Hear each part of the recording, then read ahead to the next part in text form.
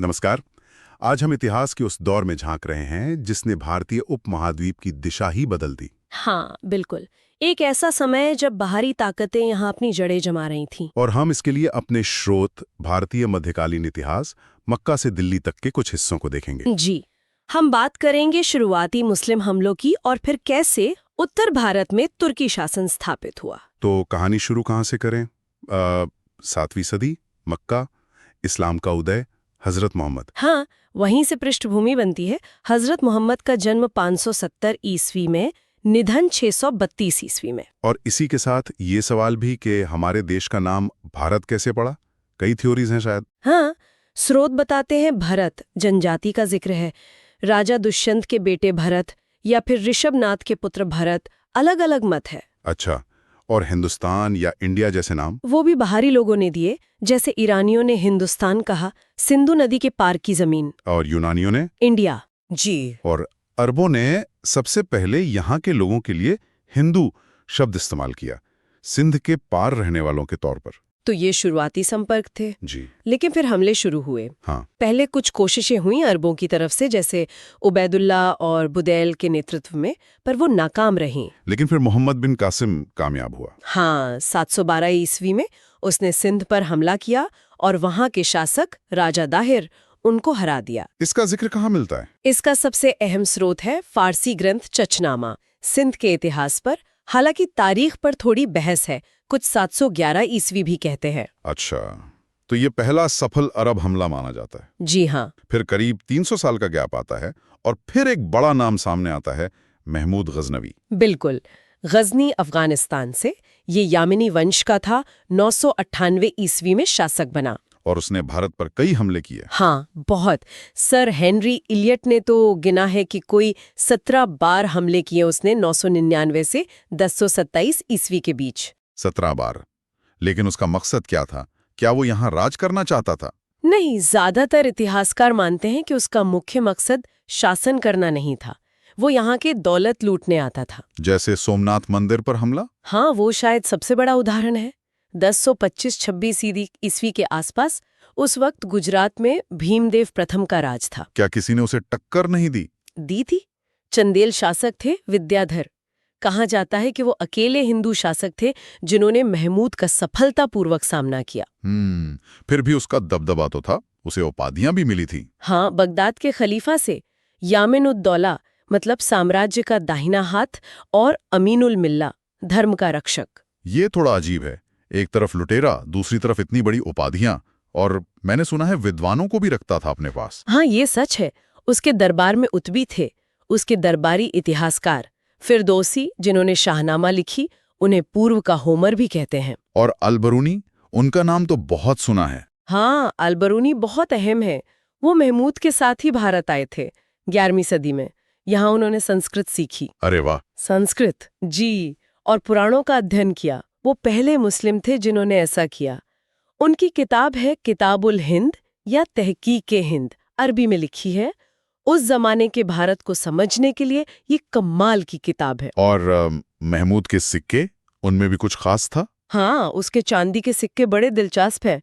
एक तरफ तो अरबी में लिखा होता था, और दूसरी तरफ? दूसरी तरफ संस्कृत में, देवनागरी लिपि में लिखा था, अव्यक्त मेकम मोहम्मद अवतार नृपति महमूद। कमाल है, मतलब वो शायद स्थानीय लोगों से जुड़ने की कोशिश कर रहा था? हो सकता है, व्यापार या अपनी बात पहुंचाने के लिए। अच्छा, तो महमूद के बाद फिर कौन आता है जिसने इतिहास बदला? मोहम्मद गोरी? हाँ, मोहम्मद गोरी। और यही कहानी बदलती है। कैसे? क्या गोरी का मकसद अलग था? बिल्कुल। गोरी सिर्फ लूटने नहीं आया था, उसका इरादा था उत्तर भारत में अपना राज स्थापित करना, स्थायी शासन। उसने पहला हमला कब किया? 1175 ईस्वी में, मुल्तान पर। लेकिन 1178 में उसे गुजरात में बड़ी हार मिली। गुजरात में? किससे? माउंट आबू के पास लड़ाई हुई थी। वहां शासक मूलराज द्वितीय या भीम द्वितीय थे। उनकी मां थी नायका देवी। उन्होंने गोरी को हराया था। अच्छा। हाँ। लेकिन फिर तराइन की लड़ाइयां हुई, वो तो बहुत निर्णायक थीं। हाँ, बहुत ज्यादा।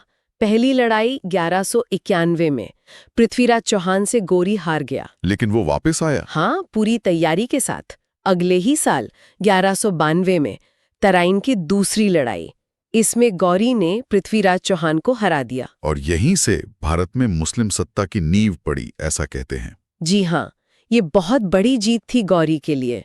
फिर 1194 में उसने चंदावर की लड़ाई में कन्नौज के राजा जयचंद को भी हराया। गौरी की जीत के कारण क्या थे? पृथ्वीराज चौहान तो बहुत वीर शासक थे। स्रोत बताते हैं गौरी ज्यादा सतर्क था, उसकी युद्ध रणनीति बेहतर थी, दूसरी लड़ाई में वो ज्यादा तैयार था। पृथ्वीराज की हार के बाद क्या हुआ, इस पर भी अलग अलग बातें हैं। हसन निजामी लिखते हैं कि शायद उन्होंने अधीनता मानी, पर फिर षड्यंत्र के कारण मार दिए गए। और होरी के सिक्के, क्या वो भी महमूद जैसे थे? थोड़े अलग। कुछ सिक्कों पर एक तरफ देवी लक्ष्मी की तस्वीर मिलती है। देवी लक्ष्मी की?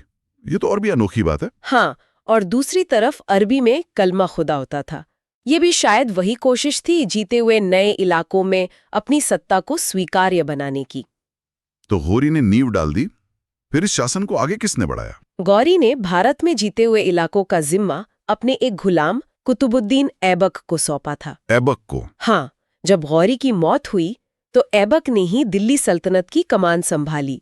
उसने इक्ता प्रथा की शुरुआत भी की, जो शासन व्यवस्था का एक अहम हिस्सा बनी। और पूर्व की तरफ कौन बढ़ा?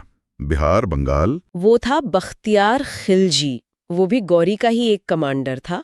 वैसे दास कहा जाता है। उसने बिहार में उदंतपुरी और फिर बंगाल पर हमला किया। नालंदा और विक्रमशिला का विनाश उसी ने किया था। हाँ, दुर्भाग्य से ज्ञान के वो बड़े केंद्र नष्ट हो गए। बंगाल के शासक लक्ष्मण सेन को भागना पड़ा। खिलजी ने लखनौती को अपनी राजधानी बनाया। इन सब बदलावों का समाज पे क्या असर पड़ा? कुछ इतिहासकार, जैसे प्रोफेसर हबीब, मानते हैं कि तुर्कों की इस जीत से उत्तर भारत में एक तरह की शहरी क्रांति और ग्रामीण क्रांति आई।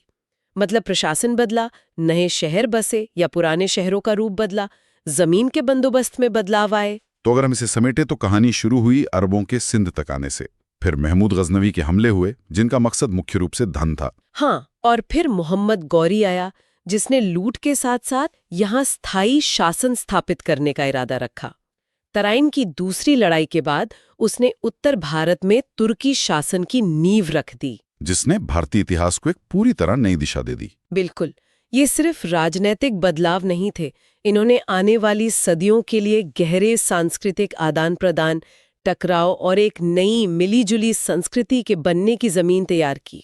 सच में सोचने वाली बात है कि इतिहास की इन घटनाओं को, इन परतों को आज हम कैसे देखते हैं, और ये सब मिलकर हमारी आज की पहचान को कैसे बनाते हैं। हाँ, ये सवाल हमेशा रहता है। इतिहास कभी सीधा नहीं होता, उसमें कई धाराएं होती हैं।